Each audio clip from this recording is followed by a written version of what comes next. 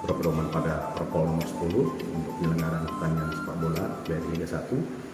Kemudian juga selanjutnya kami juga berpedoman pada petunjuk-petunjuk dan arahan dari Mabes Polri.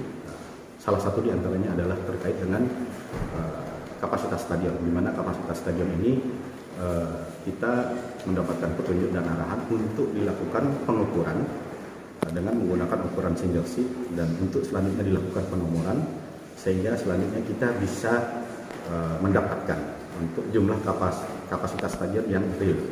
Nah, setelah dilakukan pengukuran itu Stadion Gelora B.J. Habibie itu mendapatkan lebih kurang 8.263 seat untuk penonton.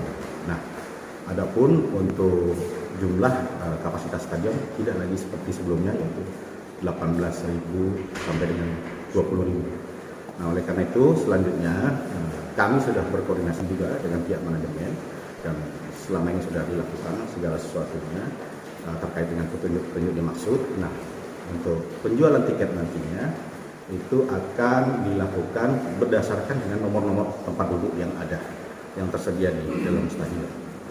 Nah, adapun untuk izin sendiri pelaksana pertandingan antara PSM Makassar melawan Rans nanti yang akan dilaksanakan pada tanggal 30 Januari, setelah dilakukan koordinasi dengan Mabes Polri, maka didapatkan untuk pertandingan nanti akan dilaksanakan dengan dihadiri oleh penonton sejumlah 50% dari kapasitas stadion yang telah dilakukan penomoran tersebut.